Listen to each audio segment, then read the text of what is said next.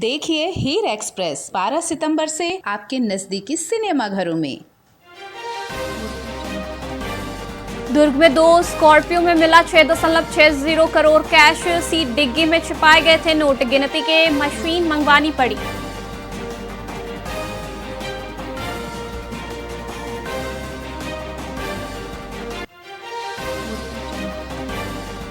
Dongargarh station में 9 दिन रुकेगी 10 एक्सप्रेस ट्रेन। नवरात्रि पर दुर्ग से 1 मेमू स्पेशल चलेगी। 2 मेमू ट्रेनें गोंदिया तक जाएगी।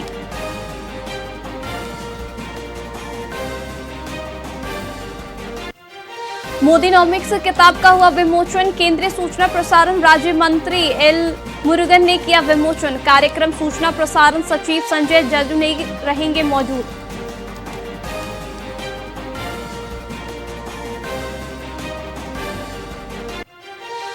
Mumbai Ahmedabad bullet train project में बड़ी सफलता। मुंबई में 5 किलोमीटर लंबी टनल का ब्रेक थ्रू। अश्विनी वैष्णव ने प्रोजेक्ट की प्रगति को बताया ऐतिहासिक।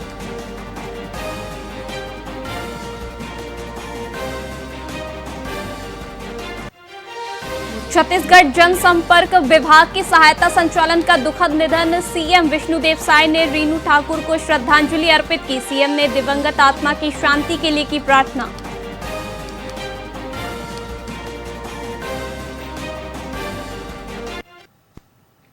नमस्कार, आप देख रहे हैं वीआईपी न्यूज। मैं आपके साथ विनीता मिश्रा। वेमित्रा में शारदीय नवरात्रि पर्व को लेकर उत्साह का माहौल देखने को मिल रहा है। मूर्तिकार मां दुर्गा की प्रतिमा को अंतिम रूप देने में जुटे हुए हैं, जिनकी स्थापना 22 सितंबर को भव्य पंडालों में की जाएगी। वहीं ग्राम सारदा के मूर्तिकार हेमलाल साहू, जो पिछले 40 सालों से यह काम कर रहे हैं, उन्होंने बताया कि इस साल प्रतिमाओं की मांग काफी बढ़ी है। उन्होंने ये कला अपने पिता से सीखी और अब वे इसे आगे बढ़ा रहे हैं, जिससे उन्हें और अन्य कलाकारों की खुशी हो रही है। मेरा हेमलाल साहू। कब से करते हैं ये तो हमके मतलब 40 साल हो गए करते करते। हमारे पिताजी भी करते थे, उसके बदले में हम कर रहे हैं काम उसके। तो हमारे पिताजी तो नहीं रहे, उसके कदम हम उठाए। कैसा लग रहा है इस बार? इस बार तो बहुत अच्छा है, बिक्री बहुत अच्छा हुआ है और माता जी का जो डिमांड है बहुत ज़्यादा बढ़ गया है इस समय। ये कुछ अलग से हटके लग रहा है मूर्ति। अलग से हटकर सब वही बनता है, लेकिन कुछ हटकर बनता है, कुछ सेम बनता है, कुछ राक्षस वाले है, अम्बे है और राजगद्दी वाले है। सब ऐसे डिजाइन बनता रहते हैं। कहाँ से आप? मैं सरदा, ग्राम सरदा से आया हूँ, जिला बेमेतरा से।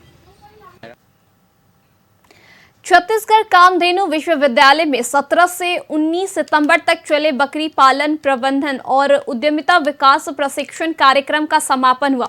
इस 3 दिवसीय कार्यक्रम में प्रदेश भर से आए 65 से ज्यादा लोगों ने हिस्सा लिया। इसका उद्देश्य किसानों और उद्यमियों को बकरी पालन की आधुनिक तकनीकी और व्यवसाय से जुड़ी जानकारी देना था। कुलपति डॉक्टर RRV सिंह के मार्गदर्शन में कार्यक्रम आयोजित की गई। बकरी पालन सबसे ज़्यादा हमारा जो जितने भी पालन, मुर्गी पालन, बकरी पालन, गौ पालन, इसमें जो भी हम करते हैं, सबसे ज़्यादा आय का अगर स्रोत है तो बकरी पालन। और इसको हम लोग बोलते हैं कि गरीबों की गाय। बकरी को गरीबों की गाय कहा जाता है। आज की स्थिति ये हो गई है कि अमीर से अमीर आदमी भी बकरी पालन कर रहा है, क्योंकि इसमें कमाई बहुत है और डिमांड भी है। तो मार्केट जो है डिमांड ड्रिवन होता है।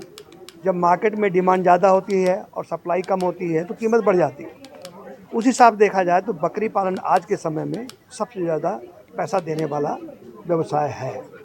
तो व्यवसाय भी है और आपका पैसा भी बन सकता है और साथ में इसमें पैसे की कमाई भी बहुत है। ऑलमोस्ट सुकमा, कोंटा से लेकर अंबिकापुर, सूरजपुर तक के जो पशुपालक किसान, बकरी पालक किसान लोग यहाँ पे 3 दिवसीय प्रशिक्षण में आए हुए हैं। और इस प्रशिक्षण में इन्होंने 68 लोगों ने प्रशिक्षण लिया है और कई लोग उसमें से करीब 10-12 लोग पहले से बकरी पालन कर रहे हैं। वो वैज्ञानिक तरीके से करना चाहते थे, इसलिए वो यहाँ पे हैं। और कई लोग स्टार्ट करना चाहते हैं। जैसा कि विदित है कि हमारा जो भारत सरकार की तरफ से एक NLM की स्कीम चल रही है, नेशनल लाइव स्टॉक मिशन, उसमें बकरी पालन में 10 लाख से लेकर 50 लाख तक की सब्सिडी का प्रोविज़न किया गया है। उसी के कारण से हमारे जो छत्तीसगढ़ के किसान हैं वो प्रशिक्षण लेने के लिए इच्छुक रहते हैं। और हमारे यहाँ रेगुलर ट्रेनिंग चलती है। ये 12वां प्रशिक्षण है और प्रशिक्षण का रिस्पांस अच्छा है। किसान लोग भी काफ़ी सीख के जा रहे हैं। बकरी पालन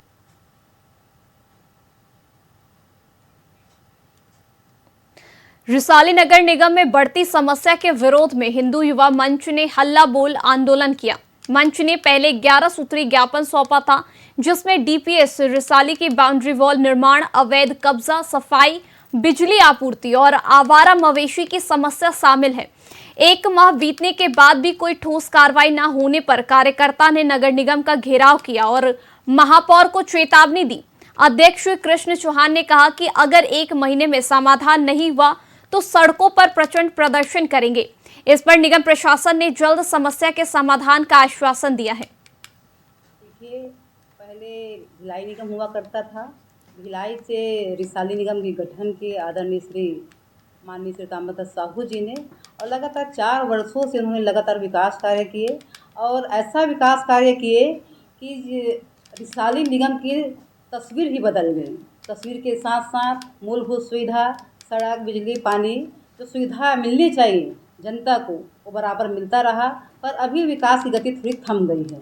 हम तो चाहते हैं कि विकास लगातार हो और जनता को सुविधा मिलती रहे। हम लोग विगत कई वर्षों से रिसाली निगम से लगातार ज्ञापन दे रहे हैं, इन लोगों को सूचना दे रहे हैं। यहाँ पे कई तरह की समस्याएं हैं रिसाली में, और निगम प्रशासन केवल कमीशन लेने में लगा हुआ है, बाकी आम जनता की समस्याओं की तरफ कभी कोई ध्यान नहीं दिया। यहाँ पे लगातार हमने यूनिपोल के कारण में कितनी दुर्घटनाएं हुई है, मवेशी सड़क पे बैठे रहते हैं, उनके कारण कितनी दुर्घटनाएं हुई, उसके लिए समय समय पे हमने निगम प्रशासन को अवगत कराया है, लेकिन उन्होंने कभी ध्यान नहीं दिया। देखिए, कबीरधाम जिले की 2 सहेलियां नंदिनी पैकरा और योगिता जंघेल ने नीट परीक्षा में बेहतरीन प्रदर्शन कर जिले का नाम रोशन किया है। नंदिनी ने 720 में से 329 अंक प्राप्त कर मेडिकल कॉलेज में प्रवेश पाया, जबकि योगिता ने 499 अंक हासिल कर शानदार अंक रैंक प्राप्त की है। बता दें कि दोनों ने मेहनत और एक दूसरे के साथ मिलकर सफलता हासिल की। वहीं इस उपलब्धि से उनके परिवार और उनके पूरे जिले में खुशी का माहौल देखने को मिला है।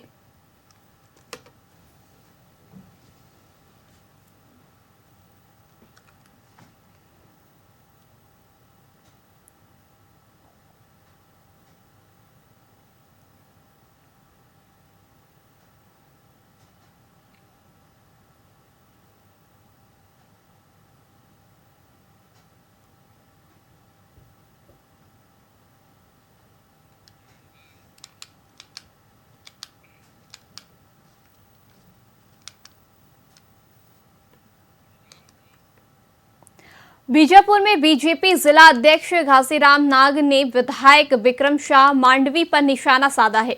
एक प्रेस वार्ता में नाग ने कहा कि विधायक प्रभावित गांव के बजाय अन्य गांव में पदयात्रा कर सस्ती लोकप्रियता हासिल कर रहे हैं। उन्होंने आरोप लगाया कि विधायक 5 साल तक चुप रहे और जब आदिवासी को भड़का रहे हैं।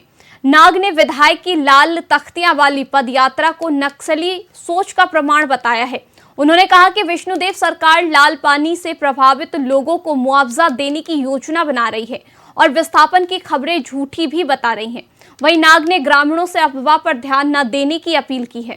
के पास उपलब्धता उतने का आधार और पासबुक लेकर के इस तरह से उन्होंने तैयारी शुरू कर दी है। ये है, इस तरह से उन्होंने तैयारी शुरू कर दी है। इस पे इसकी जो जानकारी विधायक जी को मिली तो सस्ती लोकप्रियता को देखते हुए इन्होंने एक चाल और संरचना बनाई और उन ग्रामीणों को उत्साहित करके यहाँ लाया गया है। जबकि मंशा सरकार की स्पष्ट है, लाल पानी से जितने भी ग्राम पंचायत के लोग प्रभावित है, चाहे बैल हो, गाय हो, चाहे मुर्गी हो, कुत्ता हो, बिल्ली हो, बकरी हो, जो भी इससे प्रभावित है, हर चीज़ का मुआवजा हमारे सरकार के द्वारा दिया जाएगा। 2013 में भी हमारी सरकार ने बहुत बड़े पैमाने पे उस क्षेत्र का पूरा निरीक्षण करवाया, डीपीआर करवाया और जितने भी वहाँ की संपदाएं, आपका गाय, बैल, बकरी, आदमी जो भी बर्बाद हुआ था, लगभग 2 करोड़ के आसपास 90,000 परिवारों को हमारी सरकार ने बांटा है। के पास उपलब्ध। फिलहाल के लिए खबरों में बस इतना ही। देखते रहिए वीआईपी न्यूज़।